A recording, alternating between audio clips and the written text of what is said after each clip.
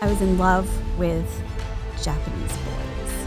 There's a little bit of ageism in Japan for entering a company. A lot of voice acting in Japan is promotional materials. A truly good performance is spontaneous. 47 Ronin was a very big project of our office. We trained all of the Ronin. It was so much pressure.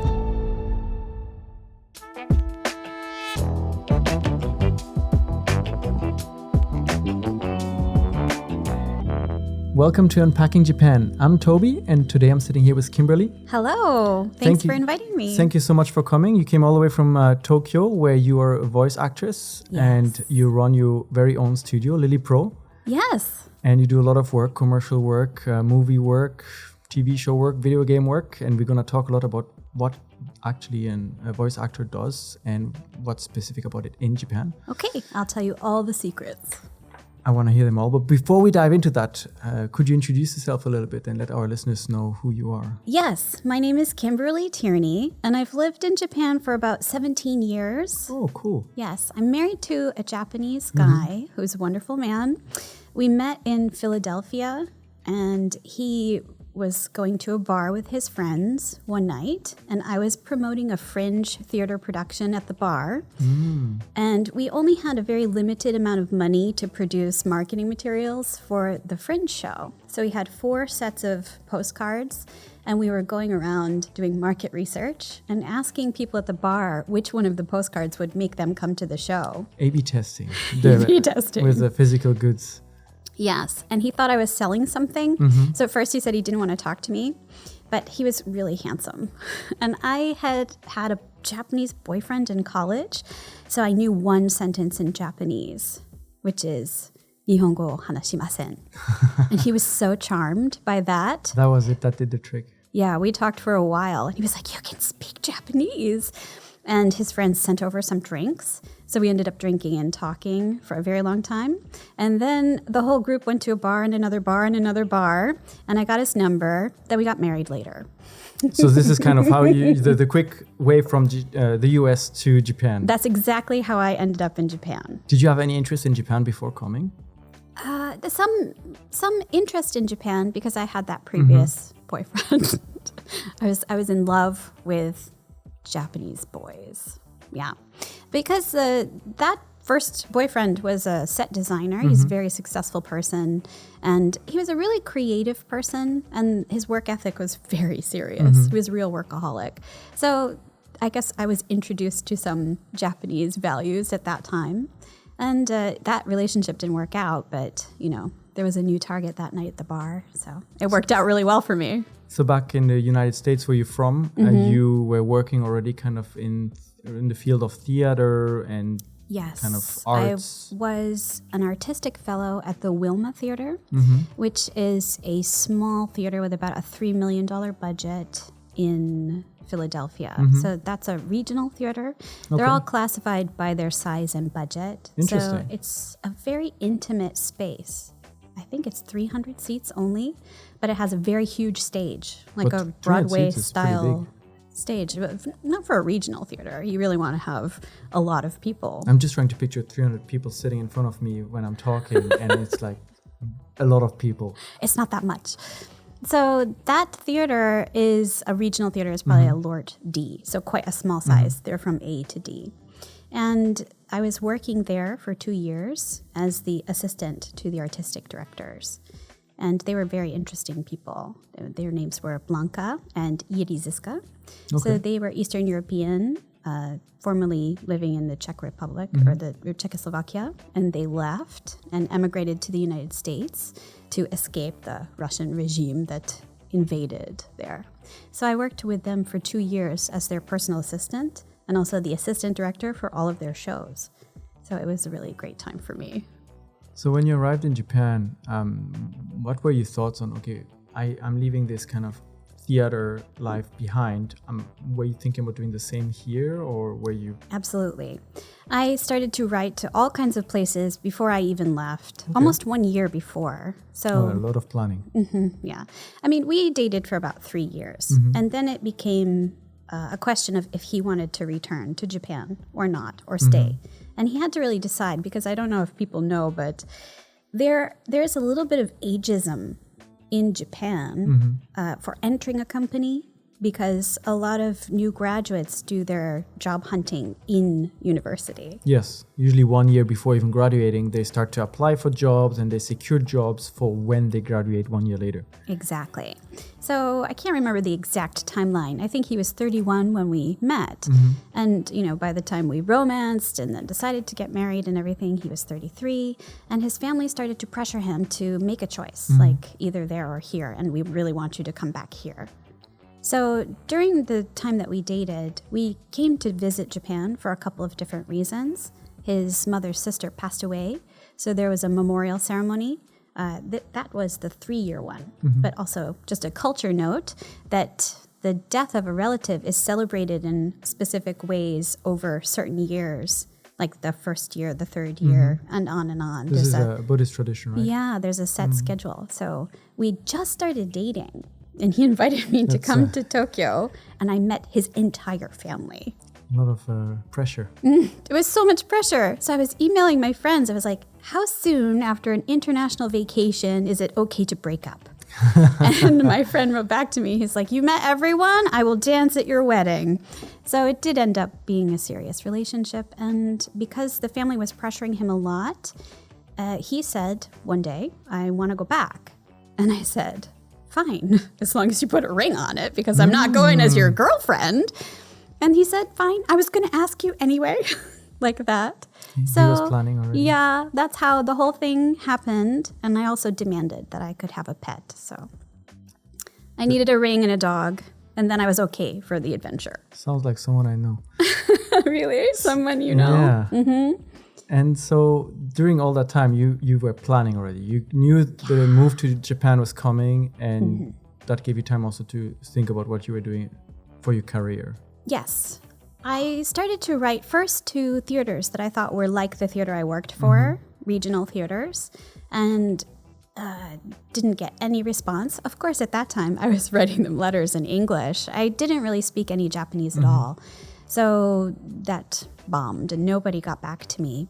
I did start to take Japanese lessons after we got engaged. So I forced him to pay for them for 1 year. So you were like, it was my engagement gift. I was like, please support my language learning. And I'm not such a great language student, but I wanted to get a head start so I could at least ask questions when I got here. That was sort of my goal. So I could at least, know some numbers or basic things and know how to get around. Because I had studied as a student, I studied in Moscow at the Moscow Art Theater for 1 semester. So I had the experience of living somewhere where I was not speaking the native language before. So I knew I had to have some language and that you didn't need so much to be able to get around. So I was hoping to kind of get to the same level as before. And that was really successful. So I started going to a day school in Philadelphia for Japanese kids. So I would go every Saturday morning, and we put on a small production as well. They had a hapyokai, so like the culture day hapyokai. And kind of getting into the language then helped you facilitate it, the move once you arrived to Tokyo. You were more comfortable. You arrived in Tokyo, right? We arrived in Tokyo around this time of year in 2006. So about 1 year after we got married, we made the big move. And right after we quit our jobs, we did a big tour around Europe, which was kind of a honeymoon thing. It was really fun. Yeah. Good memories. And then we landed in Tokyo, and I continued to take lessons here. So you can take free lessons from kind of Japanese obachans through the city hall.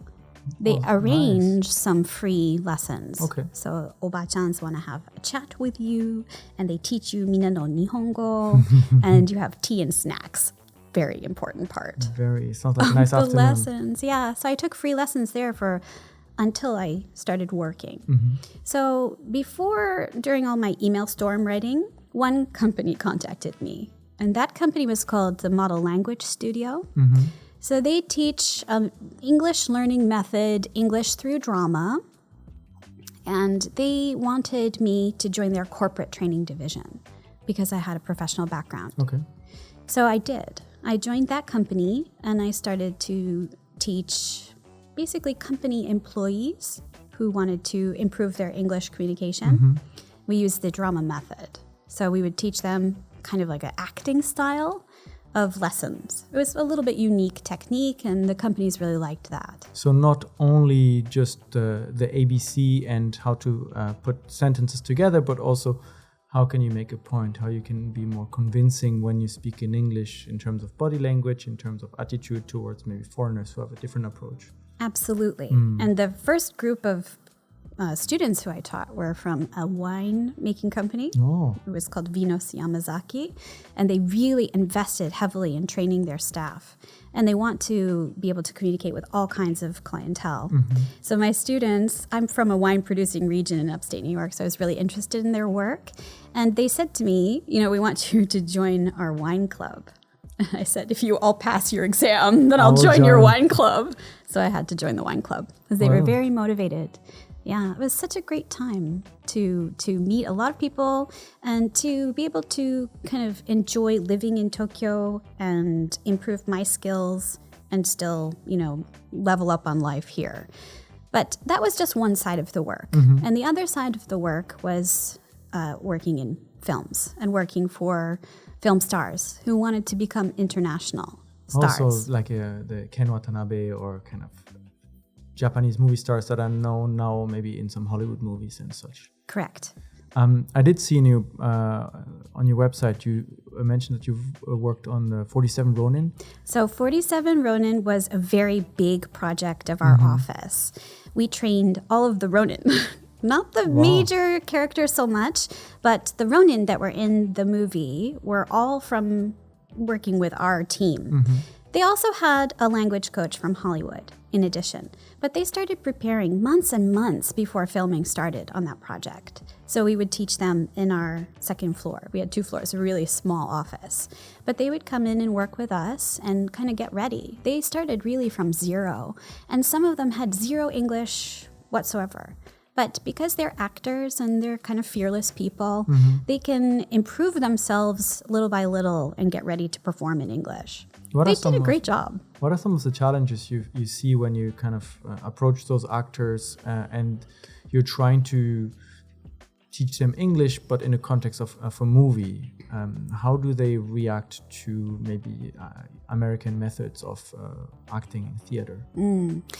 Well, first of all, the style of acting in Japan it leans towards comedy and slapstick a little bit, or it's a little bit overblown. Osaka Manzai, for example. Yeah, exactly. That's the famous. Dynamic duos that are like very kind of... Yeah, so that kind of performance is really entrenched here. And then even the dramas, when you watch them, the feeling is that they're not like Japanese people you encounter in real life. The dramas seem like very divorced from reality. The stereotypes are kind of blown up a little bit. Yeah, and people are overblown, they're over-emotional. So that's not really what life is like here, so it doesn't accurately reflect life, and it's very different from sort of westernized, super naturalistic acting. So when an actor has to prepare themselves for a Hollywood film or a Hollywood audition, they have a lot of unlearning they have to do. They're also having that challenge of, non-native working in a language that's not their own and trying to connect deeply and emotionally. So we have a lot of exercises we do to try to help them be natural and connect naturally as much as possible. Do you have an example of such exercises that you kind of did with actors? Well, really, it's about working with the text in a very technical way. Interesting. So we have to break it down, first of all, and do accent reduction. And then we have to try different kinds of readings to decide what is going to advance the plot of the story, what works with the actor's ability, where are they going to put the stress in the sentences. It is actually quite technical to go through all of it and to play a lot. They also need to really understand the meaning behind, right? If it's in a foreign language, they can probably read out the sentence and maybe say it in a specific intonation. But if the context is lost, then they can't convey that. Exactly. Yes. So doing something that's appropriate for the character, that fits the actor's natural ability. So we're going to work really deeply on their performance. And, doing that kind of work can also be stressful for the actor because, a truly good performance is spontaneous feeling. But if you're practicing your text down to the sound of the consonants, it's also hard to be spontaneous in that moment. So we have to really strike a balance between the text work and the emotional work that we're going to do. Is there any room for improvisation in these kind of movies? Never. So it has to be kind of rehearsed. Okay, that's not entirely true, because in film, there is more room for improvisation than something like a play. There's no improvisation in a play whatsoever. But in a film, it depends on the director. If they want to get a specific moment, if you went off the script a little bit, I think you could let it fly if it was a good take. But generally, no. I mean, the text is the text, and the text is sacred. We have to learn it as is, and you have to make it live from the page. That's our job. So this is kind of like the framework within which you have to work and find some liberty. Yes. Yeah, it's just challenging because, if it's a word that's really hard to say, we really want to replace it with a word that's easier to say. And sometimes you simply cannot do it. So we have to learn it as is. 47 Ronin is not the only movie you worked on. You also worked on others, for example, Ready Player One. Ready Player One was really great. So that was a project. We were just coaching a young actor who was going to audition. So I did that with a friend of mine. He was the main teacher, and then he had to actually travel. So I was brought in as a kind of substitute. So we team taught this actor up until his audition process. And first of all, I have to say, he is a phenomenal actor. He was aggressively ready to learn, and he was really just alive and wonderful, and he won the part, and he deserved it. So that was really great to work on. Is this a different process when in the first movie you work with a group and many actors and you kind of have to prepare everyone, and this time you were with one person trying to get that person ready for one specific role? Yes, for the actors who are already cast, we're working on their material, what they need to do to get ready specifically. And in the other case, for Ready Player One, he was in the audition process. So we worked more generally on just how to prepare a monologue and how to connect to text in general, how to audition technique, things like that, so that he was really ready to nail it. You worked a lot with those movies and actors, and you mentioned earlier the team of people working in the wine company. Yes. How is it different with people that are somehow professionally trained into conveying emotions, into expressing themselves, and perhaps less shy at doing something they're not comfortable with, to business people who may be kind of more constrained in the role and afraid of how they may be perceived? Yeah, I think that, when we're teaching actors, professional actors, we do a lot of physical work in addition to text work. So we really make them get up, or we'll get things around the room. And if you're going to do a scene with a gun, we're going to get something that's the gun, so that you do everything, that you actually have the action involved as you're practicing. So for business people, that feels a bit extreme for them. You go to the coffee machine, you go get some coffee. Yeah. I mean, they like to kind of have a little bit of a funner lesson than a typical conversation lesson, but you can't push a business person as far as you might a real actor. So that's a slight difference, And of course, role playing is supposed to be more focused on their actual business life. So we would have a special workshop for high-level executives, and we would do, almost like a murder mystery kind of thing with them, so that they could, use that kind of skill in the future. So that would be like a fun part.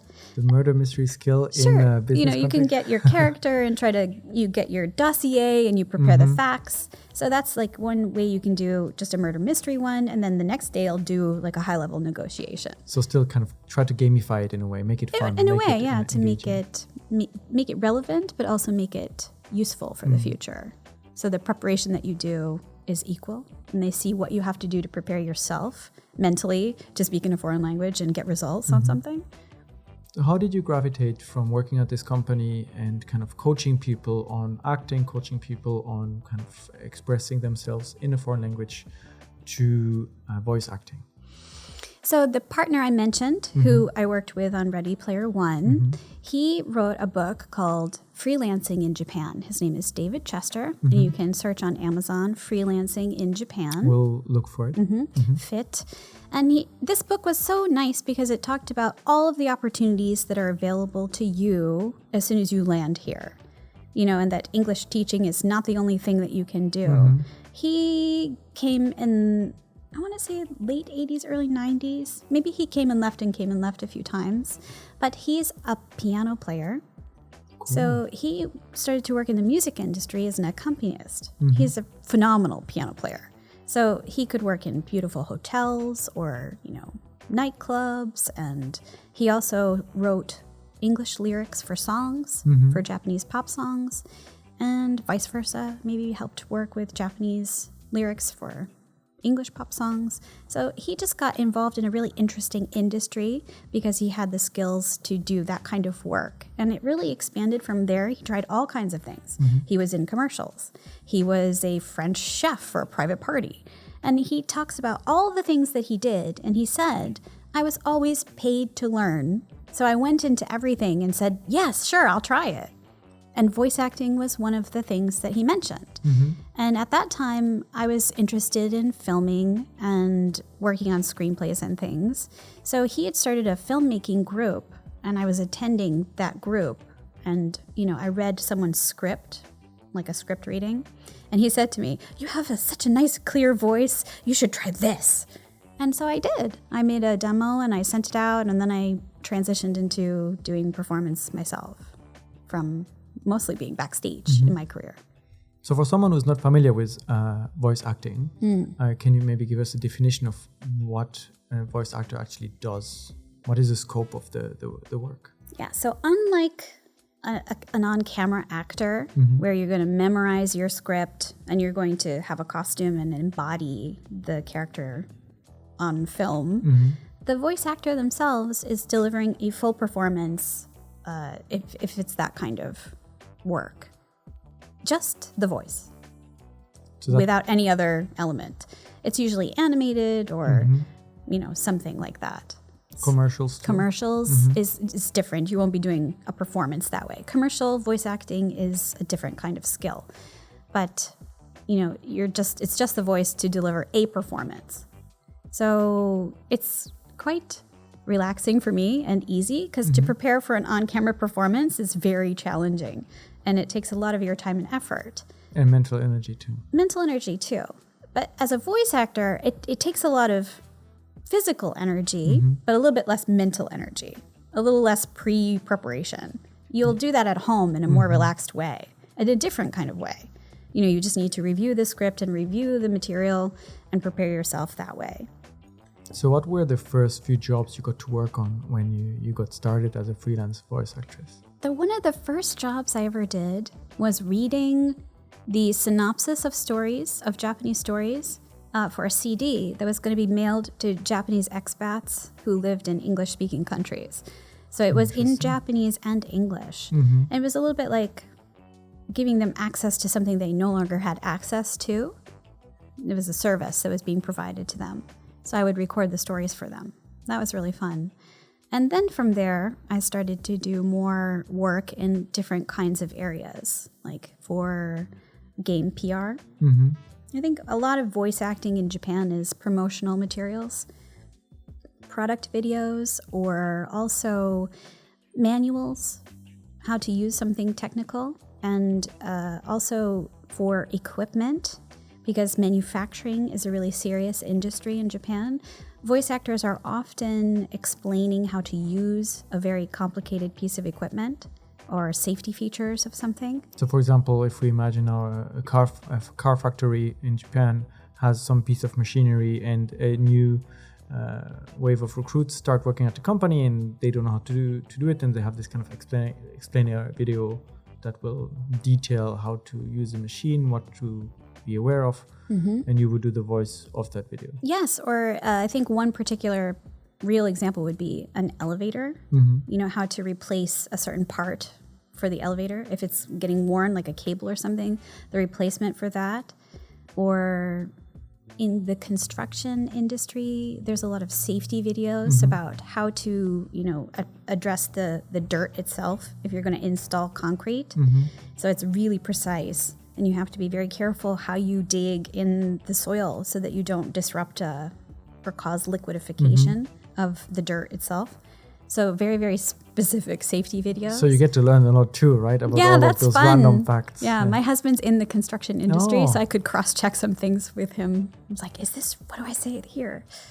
Were you doing all of those in Japanese, or would you always do the English voice? It's always in English because, native Japanese voice actors will do it in Japanese, and we will do the English version for that. But they're required to have both language versions, or will these piece of equipment also kind of be shipped overseas, and the voice will be for the... Exactly. There's a lot of heavy industry machinery, which is used... I think Caterpillar is a Japanese company. Caterpillar, I'm not sure, but Komatsu is...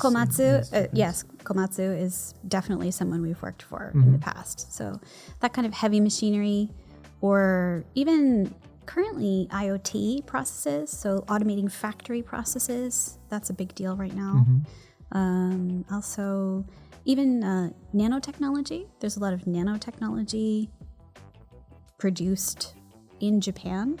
So even very small parts, very high quality, small technical parts, we will discuss that kind of thing. Even very large companies like sensor technology or semiconductor technology. That gets very advanced. Also, probably the vocabulary that comes out is very specific to that industry, to that machine. Yes. So for voice acting, that's one of the challenges, to kind of research very carefully the pronunciation of all the technical terms. And, medical, technical, those kinds of industries. You have to prepare yourself very carefully for that. Do you feel like you need to have a somewhat of an understanding of it? Just like, for example, we were talking about the actress in 47 Ronins needing to get an understanding of what they're actually saying to convey it. And for you now as a voice actress to understand as well a little bit of what does this word even mean and why is it being used here? Definitely. You need to understand how it works. Because when you're communicating what it does to people, typically, if you're delivering a product video, it's to someone who will use the equipment or machinery.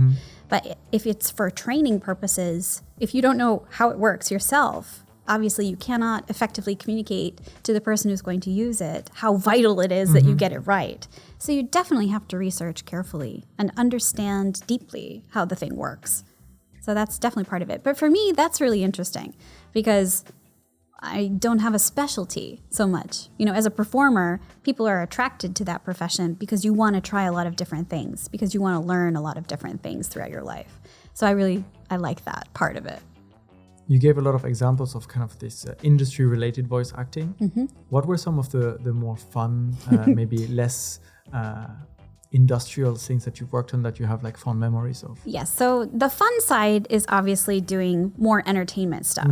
If you can do character voices or even English language learning materials, you'll often play a bunch of characters.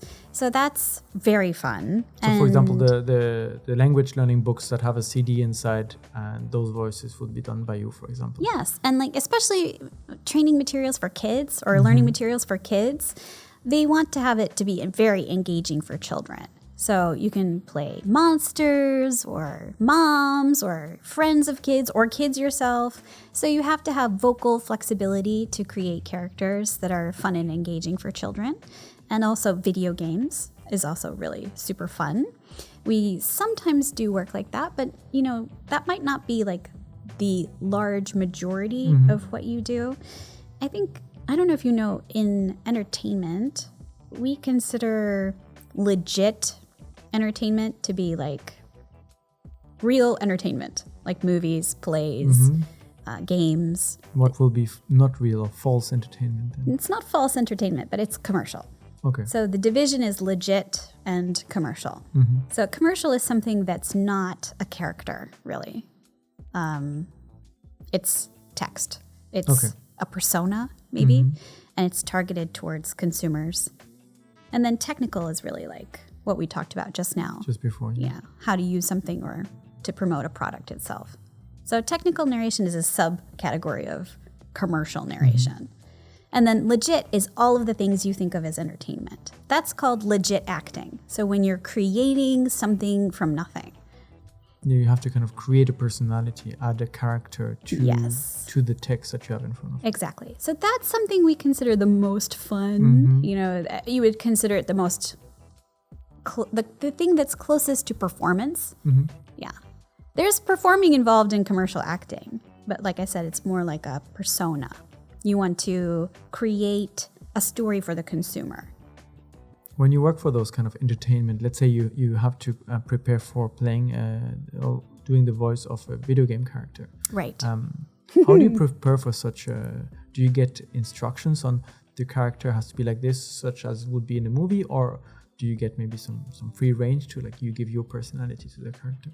Well, when you get down to acting, good acting means you always bring some kernel of your own personality to a character. And that's what makes your performance different from another actor's performance. Yes. So hopefully you're always doing that no matter what you're performing. But yes, you'll get, like I said before, you'll get a little dossier. Usually you see the character image, which is really helpful.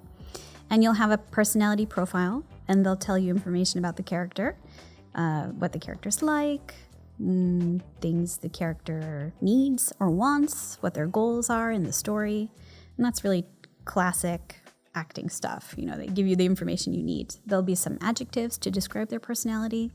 So you need to use that information and try to create a voice that brings a good life to the character. Do you get to play the original game in Japanese or watch the original animation in Japanese to kind of model yourself on the original voice and the original personality done by the Japanese actor, or is it somehow detached?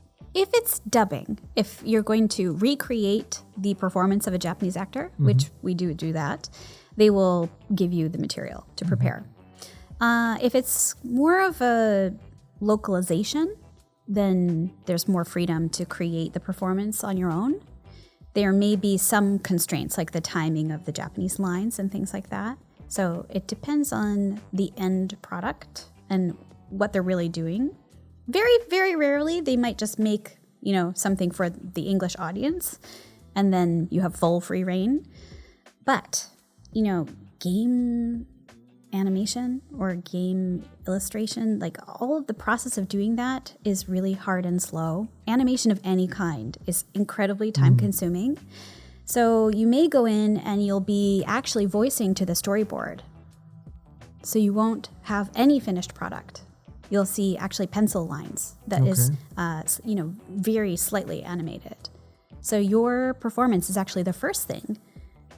You know, they've plotted it and they've storyboarded it, but for what's finished, they'll start with the voice track, which is, I think it's they need to actually model the animation on the voice. Yeah, because you know you got to match the little lip flaps. So then, how does it work when you do dubbing? I've always been curious about this because so my family's from Germany. I grew up in France, and in both countries, our general TV, everything is dubbed.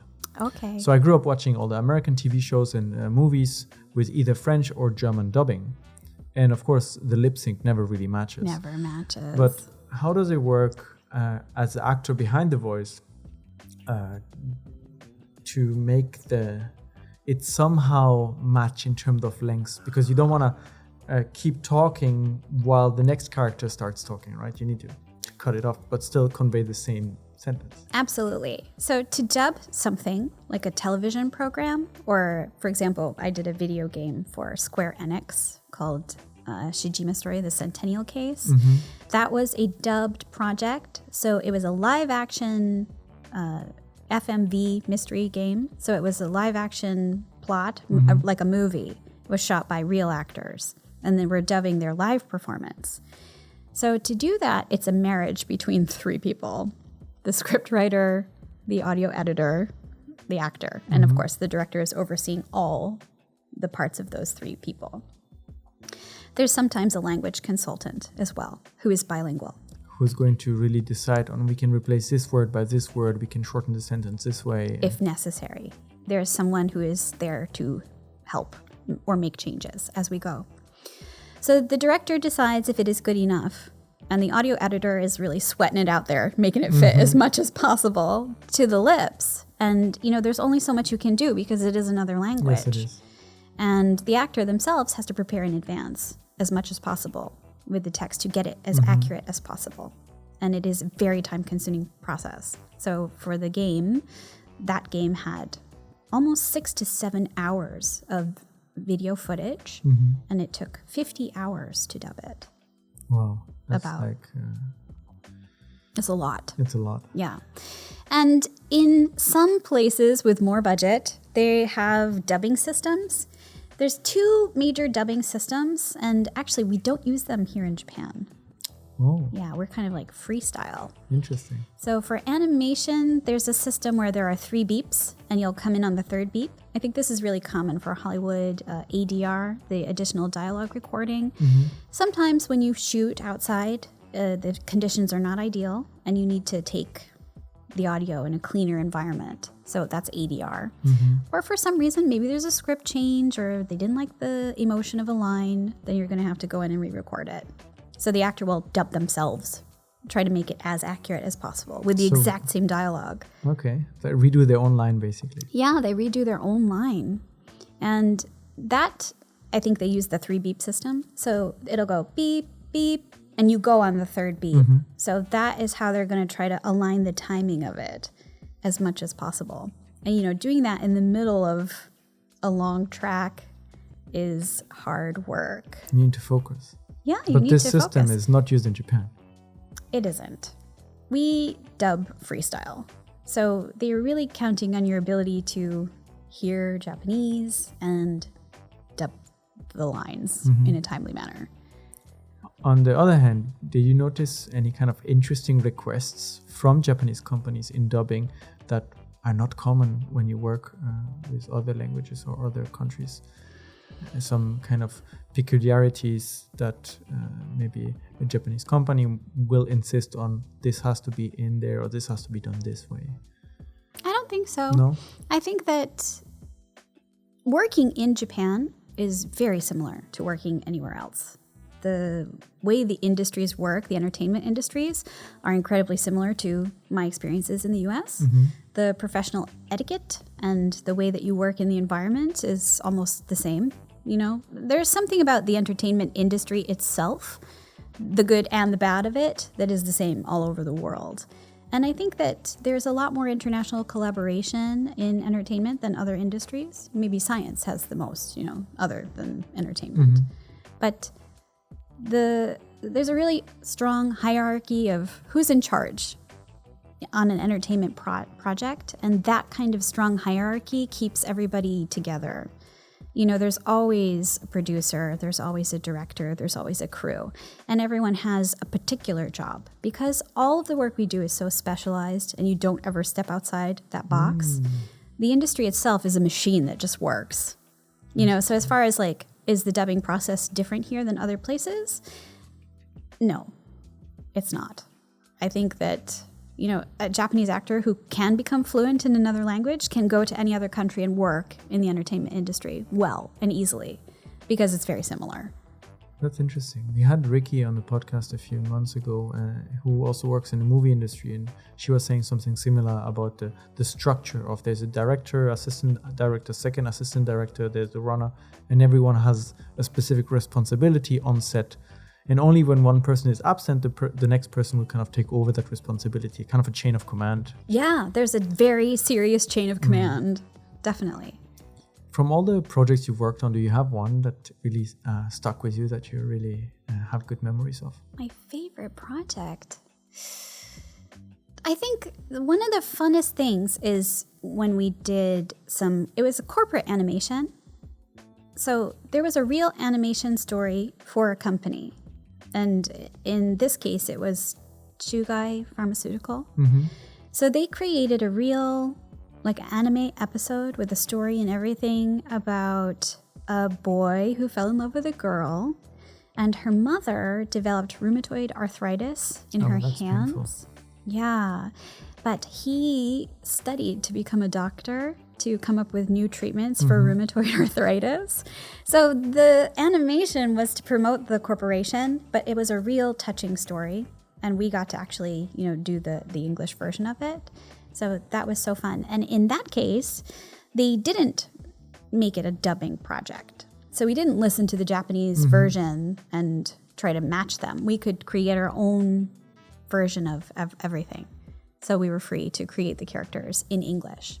So that's a great project, even though it was a commercial. It was a hybrid between the areas. Usually there's two sides, but this was in the middle. Romanticize the commercial aspects. Bingo. Yeah. It was like a sneaky commercial. And actually, I've done a few of them. YKK did a series of animations to promote like the zipper products. Yeah, and they were huge. They had perfume, do the theme song. And they were really big. Perfume, that's a pretty big deal. Yeah, and they had famous, Japanese seiyuu doing the parts as well. Some of those big projects, like doing a movie or dubbing a video game, you were saying earlier, like 50 hours of work to dub 6 hours of footage. Yeah. What kind of time frame are we talking in terms of you getting the initial documentation and the preparation until you get started recording? Okay, so, what's the birth of a commercial? We can talk about that, right? Mm-hmm. So you'd say a traditional commercial is either 15, 30, or 45 seconds. So this kind of storytelling is incredibly intense. You have to make a film with all of the process that you would go through for a film, and every second probably takes hundreds of hours to consider, I think. So the idea is born, someone will pitch it, they'll storyboard it, someone will come in to write the script for that, and that will be going under many, many, many revisions. It will go through the legal team for approval, But there's nothing sensitive in there. Yeah. All the script will be finalized probably at the same time as the picture being finalized. They'll come together sometimes. They're going to go like this and come together when everyone's happy. Once the script is finalized, then they'll picture lock, usually after that. So the images will be decided, temporarily until the script is decided. And then when they're working together well, there's this little part here where we'll do what we call test narration. So after they have a script they kind of like, or they have some words they sort of like, or even a bunch of text they're going to try out, we'll get called in at that point to start to do testing. And they'll ask us, please record this in such and such time, because they want to see if it's going to fit, if the text works. Then they're going to revise the text and the images too at this point to make it work. Then finally, both of those will be locked, and we'll do what they call the honban then. Then you'll get called in. To do the actual recording. And for a commercial, you'll probably be in the studio for 3 or more hours. And you may be doing the session for a 15 and a 30 second and a 45 second, or just a 15 and a 30 at the same time. Yeah. So they prepare for maybe a few weeks until they have the... I'm going to say months. Months? If it's for television, it will be in production for months before those things happen. I'm thinking about how we do some commercials here, and we just okay, let's write some text, let's turn on the camera, and let's just try to make a commercial for YouTube videos or something like that, right? And you talk about months before it's allowed to be pre-recorded, and then a few weeks before the pre-recording is decided, and then you spend the day in the studio for actually making different variants of the Exactly. And we're talking about something that might be 30 seconds long for TV. Or even 15 seconds. So if you're doing something for an entire video game where the recording is 6 hours, I'm assuming the timeline is kind of multiplied. I think, no, I think it's different. Because actually a commercial probably has the longest timeline and the biggest budget. Even though it's the shortest final product. Interesting. Because the level of quality has to be so high. That's going to be actually the longest and most intense process. And as you go down to more like typical entertainment, the timeline and the budget is shorter and stricter and harder, and everyone's going to work really hard faster in that case. If you've gotten a commercial, it's like the most luxurious experience because you just roll into the studio. It's so important. You're going to have lots of time to try many things. But, when I'm dubbing a video game, they're like, we're going to try to get 10 pages done during the next, XYZ number of minutes. And you probably won't make it. And they don't necessarily mind if it's not perfect. They're like, we just want the text to be interesting. They're like, we're pushing through today. So. Yeah, we just hang in there. And Yeah, you don't need to go to the bathroom, do you? I mean, can you put off your break for another 10 minutes? Yeah. It'll be like that. I see. You did this as a freelancer for quite a while, but then came a point where you decided, I'm going to open my own studio, Lily Pro. Well, during the pandemic. During the pandemic. Yeah. During that time, I was actually working for NHK on a really long-running educational program called Kiso Eigo. And nobody knew what was going to happen. Can we continue to go to the studio or not? You know, and I really liked that job. I really want to keep that job. And I was afraid if I didn't have a place to record, maybe I could get fired. Or, you know, what would happen if we had to go remote and I couldn't record the kind of quality that was necessary for a national radio broadcast. So I kind of told my husband, we have to do something in this house. He's like, what? Sacrifice a room and turn it into a studio. Yeah. So what we did was he was also working from home at that time. So he has an office. We had one room that had a little bit of a loft.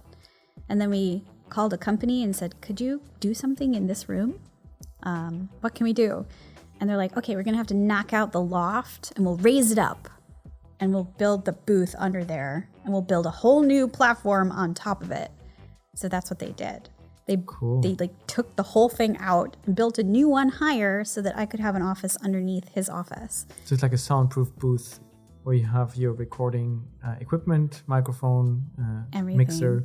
Yeah, and it's actually really spacious in there. It's big enough for 2 people. And then the edit station is really small. So maybe it's only big enough for me. Well, I'm a very tiny person. So maybe it should have been opposite, but it's really nice. It's a really, really, really, really, really nice place. Yeah. You should come record your podcast in my studio. Yeah, one day. That would be very nice. You would not have to worry about the water cooler. No worries about the water cooler. Yeah, my kids, my dog, traffic, everything is silenced. How was it like for you to kind of leave that job at NHK behind and be independent now and kind of, okay, I have to get some clients now and have to pitch myself and maybe... Yeah, I had, actually when I started that, I had one client already. So that was also part of why I wanted to do that, to continue to work with them. Some kind of security to kind of, we have a project, let's get going. And yeah, but it's still really a hybrid kind of thing. So I have only a few direct clients, and then a lot of work is still coming through the agents or other places. That's also really a system of the entertainment world, is that performers don't usually manage themselves. There's usually a management level before you get a job.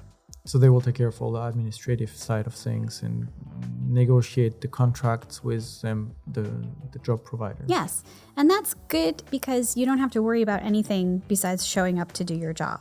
That's really great. And then, you know, if you want to get more clients yourself, you know, you have to not compete with their business because there's sort of the promise of, you know, everyone can find enough work for themselves. What is a typical day like now for a voice actress in Japan? A typical day. So if I have the best day possible, I can probably do... That's the second best day possible. You know, something about performers is they are kind of workaholics. So a day off is not a happy day for me. Yeah. A happy day is a fully booked day. So I can probably do 4 jobs in a day. Wow. If you consider every job is 1 to 2 hours. So every job is technically 3 hours. Every 1 hour job is 3 hours of your time because you're traveling around. So you'll have to go to the studio, work at the studio for your hour, get your thing done, and then you'll move to the next studio in the next hour.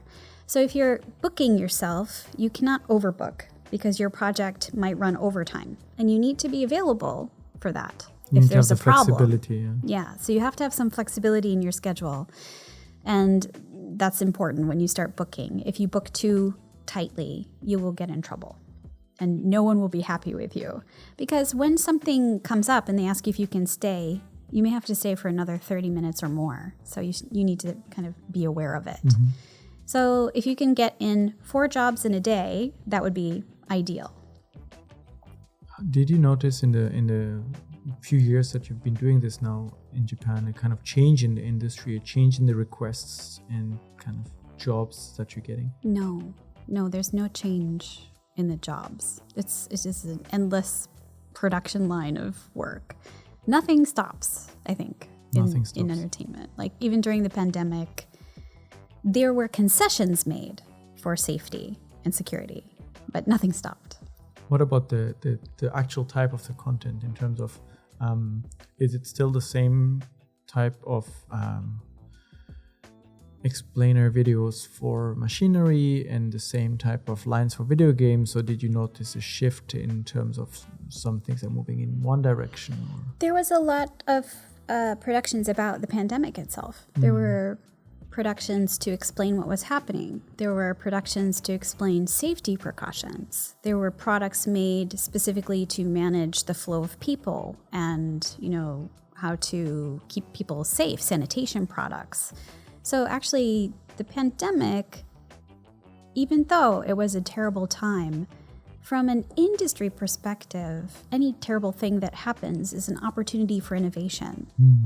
So we're kind of lucky in that we are always involved in the innovation of something, in the new acceptance of something.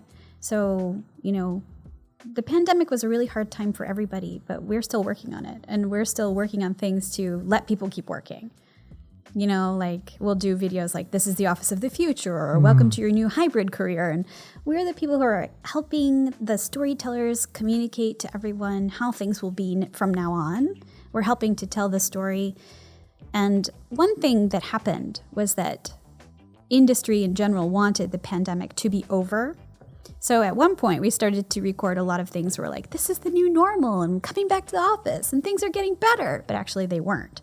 So a lot of those things never got released. And we had to continue to accept that there was no new normal now. This is just going to on-go for a long time. As an industry that deals a lot with innovation, as you just mentioned, one of the big things that came out probably around this time last year was kind of ChatGPT and the kind of fast implementation of AI into all kinds of things. Text AI. ChatGPT, my enemy. Yeah. So how is AI affecting the voice acting industry? So the big joke I always tell about AI is that up until this point, I was the AI. A voice actor will come in and be the AI. Be Siri on the iPhone. Yes. You're going to be, the navigation system or whatever. It's an actor. It was never a computer that could make a compelling commercial. It's a real human who's talking they're talking like a robot. They're asking us, could you please, make it flat. And they'll put an effect on your voice. But it was always a human being doing the voice. Yes. So like I said, there's this part where you do the test narration. They call it karinari here, like karaoke, empty narration. Okay. At some point in the industry, they started to use robot voices for that. And they still do that a lot. So in the production process, there is a place for AI that's really useful in the timing of something when you're testing the script, because hiring a voice actor is very expensive because we're such a specialized field and it's an hourly rate for most people. And in Japan, like a slight anecdote about the profession is that people have tiers. So there's sort of like, the new voice actor, the newbie, the semi-pro, and the super pro. And there's a different rate of pay for all of those people. So it's actually categorized. Yeah. Like an industry standard. You can't price yourself as you want. The industry is kind of pricing you based on how they judge your experience. I think that there's like a minimum, and then the maximum is sort of limitless for a really special person, I think. So yes. So you don't want to get them in if you're not ready. So AI started to take over that karinari part. So they would do test narration with the robot voices, but it wasn't ideal because they don't need to breathe and a human needs to breathe. So you need to put a break in your sentence. Or to connect, and the way they want to produce it in the time they want to produce it in, sometimes it didn't work. So they would actually run into real problems during the honban because what they prepared with a robot wasn't good enough for a human. Oh, so they were kind of planning to have a dubbing in 20 seconds, but based on the robot, but the reality is it's 25 seconds, but then that doesn't match with the rest of the following dialogue. Yes. And how fast can you speak and how smoothly can you speak without issues is a real problem in voice acting. In legitimate acting, I think that's less of a problem because they're going for the best performance. So if you take a big pause or you have to breathe, it can all communicate something emotionally. But voice acting is a really, really specialized thing for commercials especially. So if you need to breathe too much or you can't say a long sentence smoothly, that's a big problem. Or if you don't have a clear voice, if you have a voice with what do you want to say, like lip noise or a gravelly voice, it's not that you can't work, but you'll be known for having that particular voice. It's like certain singers, right? You could argue their voice is good or not good, but they are known for having that voice. I mean, the best example is probably like Marge Simpson. Marge Simpson has what we would call a damaged voice. It's gravelly and low for a female character. So her voice is incredibly distinctive, and it's the natural voice of the talent of the actress. So you might say for a certain kind of person, they couldn't have a really great career with that voice, but she could because that was her specialty. So I can't say that a strange voice or a special voice will eliminate you from the field, but it might eliminate you from a really wide-ranging career. You know? You will have your specialty, right? You will be known for being for this certain voice. characters. They'll want you. It's like an actor like The Rock, right? Exactly. They want The Rock for someone who's very bulky. He's not going to play. You become in a special class of, a certain type, I guess.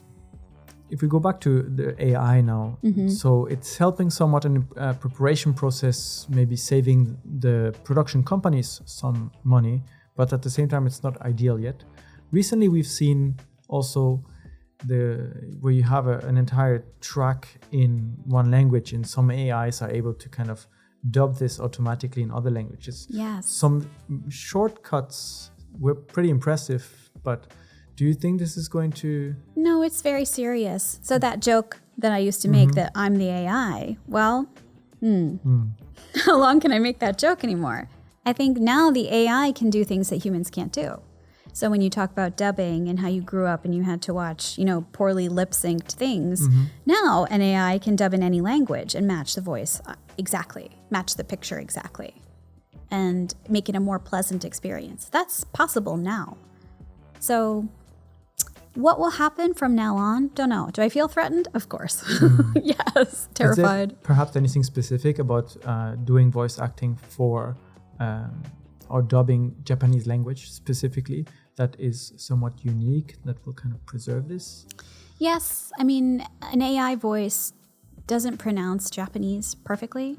That's been a problem the whole time. So they can prepare the script with an AI or a robot, but they don't pronounce it correctly because they don't understand the vowel shifts. Because an AI is trained in a native language. And because there are vowel sounds that are different from different languages, it will always pronounce vowel sounds wrong in a consistent way. Okay. There's a E shift, I-E in Japanese. E. Yeah. Right, or E versus E. And the AI can't do that. Yeah, they'll get it wrong every time. And also the stress or accent of Japanese names especially is hard for AI to say correctly. So that's something that a human can still do that an AI cannot do.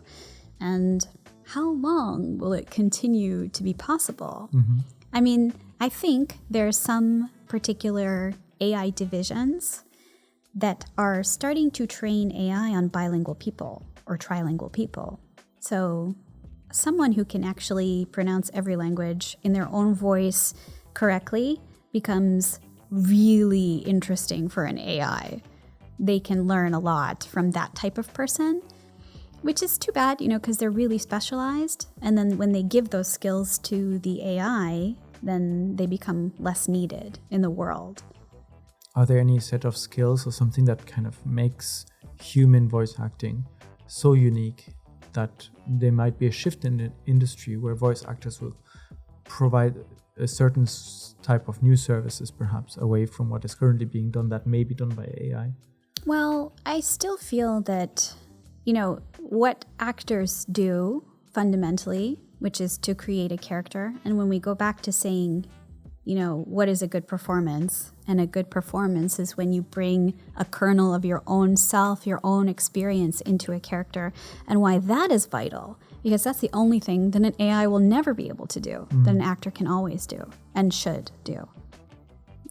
It's interesting because the point you made now is whenever we talk about AI a little bit here with other artists, writers, or people that come on the podcast, it always comes down to this, that the human input in the end is going to be the thing that makes it special. We had the example once, a book written by AI loses all its meaning. Because if a person writes this, it means there are some real emotions from a real person, some past, some baggage that has been kind of put into that. And that transcends through the book. But if it's just AI, it just loses everything that's kind of the core, the kernel, just like with acting, as you just said. That's true. But you can also say there's the example of the Hatsune Miku character. This kind of a virtual character or virtual idol. Who's been around for decades already. Yeah. So in some way, you could say that entertainment by AI or a virtual character will appeal to a certain person. And that may arise more and more. But it will be a distinct category then, right? It's its own category. And what's developed for it or what comes out of it is its own kind of cottage industry. So I hope that maybe that kind of entertainment and traditional entertainment will continue to live side by side for a long time. So creating, for example, more voices of more Hatsune Miku and other virtual characters. Yes. And then as the use of AI becomes more common, people will always try to use it to push boundaries, maybe on purpose or also because of budget constraints. Because some people are using it specifically because they don't have the skills to realize a vision that they have. So a director who before they had to rely on a lot of different artists to tell a story they wanted to tell, now they can actually do it down to the minute in the control freak way they wanted to do it all along. So for a certain kind of person, that is great for them, and nothing will stop them from using any tool at their disposal to tell the story exactly the way they want to. So for some directors, it's incredibly exciting for them. Everything they can finally do their own way without having to fight with the producer or fight with the designer or explain themselves a million times to get to the result they want. For some people, it's going to be a creative tool they will never be able to resist. But for others, they're going to want the collaboration and the idea that what comes out of a group of people is always superior to what one person can do by themselves. Because entertainment is also about that. It's about getting a group of humans in the room and seeing what amazing thing you can make with all of your talents together. So that's also a really important part of the industry that's going to be hard to replace by just a computer.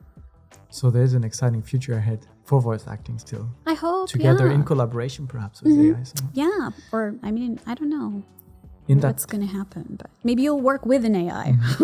It'll be something new. A voice assistant, perhaps?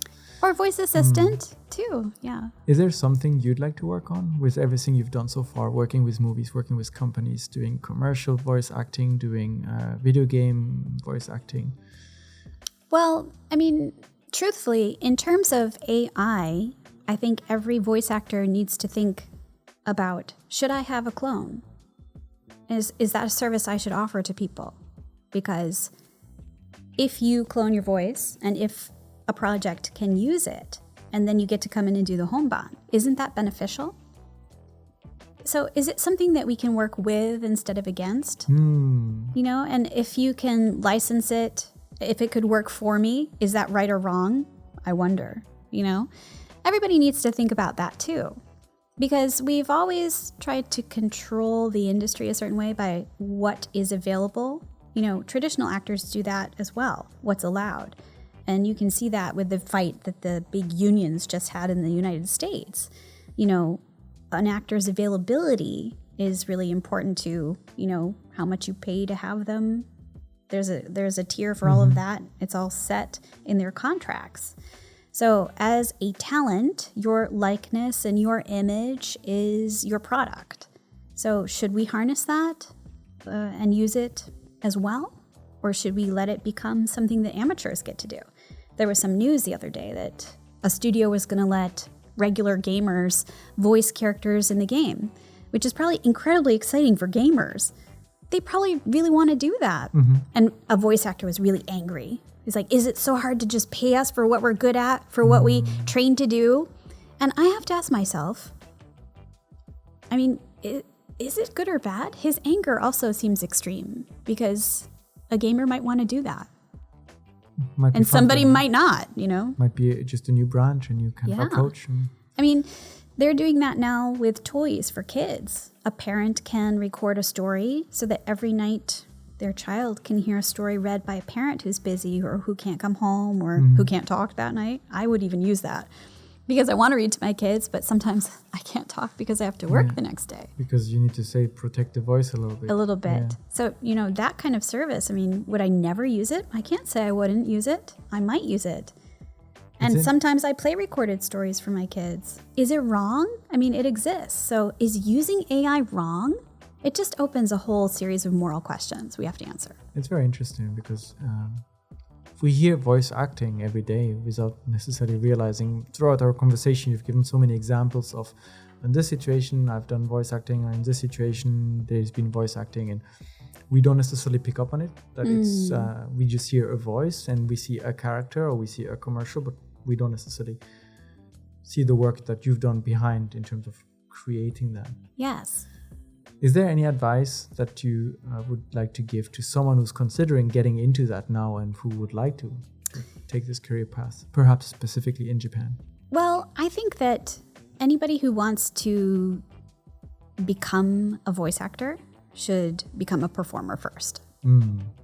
Even if you're not going to make a traditional performance, the skills that you learn to create a character are necessary in every one of those areas that you're working in, even if it's technical. You know, you can't say that when I'm reading a manual, I'm reading it in a kind of voice which is common, right? Kind of dead technical voice. So you're still being a character in a way.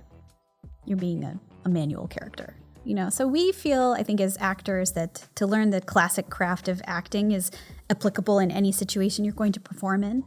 You know, I would give the same advice to someone who's going to become a public speaker or a CEO. If you've never taken a performance class, you should, because you're going to learn a lot of things that are going to help you become an engaging speaker.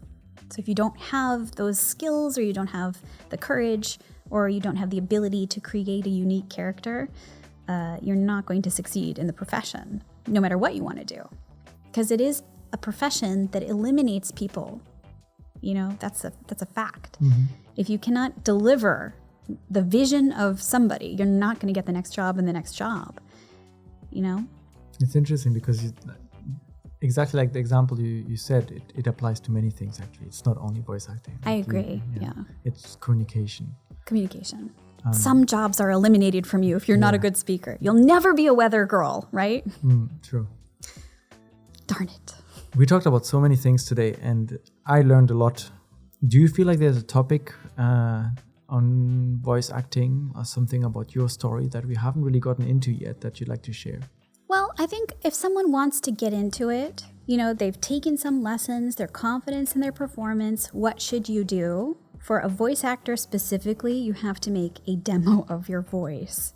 Most people ask me, what should I do? And I say, you have to make a demo, and then they don't do that because they don't know how. So you definitely need to have some technical skills as well. How do I make a demo? How do I put together a reel that's going to book work for me? All of those things are very important. So there are some steps you need to take before you can connect with an agent. Then the agent will maybe give you feedback, maybe not. If your demo's not good enough, they just won't say anything to you because it's a profession that eliminates people in many steps. So you have to make sure that your demo is of very high quality that shows your versatility and everything that you can bring to all these different categories of work. You may need to make several demos. Like if you want to be a character actor or performer, you need to show that your character versatility. voices. You know, if you want to do commercials, you have to make a commercial reel because the sound of those things is really different. And if you want to be a technical narrator, you have to do some text. And if you want to do this for English language based in Japan, is Japanese language something that's quite required? Or sometimes, yes. Not Usually. But in the commercial area, they want to have an exotic sound. So you'll have a non-native speaker speaking Japanese, and that's a certain aesthetic that they like. So yes, you will take direction in Japanese as well. So I think you can still start. If you're a great voice talent, you should not let your lack of Japanese ability keep you from starting, because, we are managed by agents, so they will support you if you are a marketable talent. And over time, you're expected to improve yourself, and by working, you'll learn the language you need to take direction in Japanese and work. But if you do something that's related to movies, for example, where there are maybe more emotions, you have a character you have to dub, do you need to understand the Japanese, the original version, or is it? I think it's really helpful. It is helpful. Yeah. Dubbing is a really special skill. And if you want to just be a voice actor, they'll ask you, have you dubbed anything? Can you do it? And you don't lie. You shouldn't lie. You can practice dubbing as well. If you cannot dub, Slightly you should different not say skills. you can. Yeah. All of the things, you should take any job if you think you can do it 100%. Every time we get a job offer, you have to decide. Like some people will ask you to sing something. If you're not a good singer, you should not say yes. Know where you're good at and where you have your limits. You need to know your type and your skills, where you shine. That's also part of performing. So if you go to an acting school, they'll talk about that, how to market yourself as well. If people want to listen to some of your work or some of the movies you've dubbed, some of the games you've dubbed, where can they find all that information? I have a website. It's lilyprojapan.com. So we'll put that in the description so people can find it and listen to a lot of the different things there's all kinds of samples in the gallery of projects that I've done, from little animations to commercials to longer VP products, and all kinds of stuff are up there. And a lot of more exciting projects coming, hopefully, in the near future, together with hand in hand with AI. That's right. So now that I have my studio, hopefully I can finish some other really cool projects and distribute them as well. Well, thank you so much, Kimberly, for coming and sharing so many insights into the industry. It was really interesting. I hope it was useful. It certainly was very insightful for me, because I learned a lot, and I hope our listeners had the same experience and kind of come away from our discussion with a lot of new knowledge. Yes, I think what I want to say is that if you desire a career like this, you should try. But also you should go into it knowing that it's difficult and it's competitive, just like acting anywhere in the world. So don't think that it's not hard or competitive. It is, but it's also possible. So nobody should feel that they're stuck doing one thing. You can try many things in any country. Great final words. Yeah. Thank you, everyone, for listening. Thank you for you. watching. This was Unpacking Japan, and we'll see you again next week. Bye.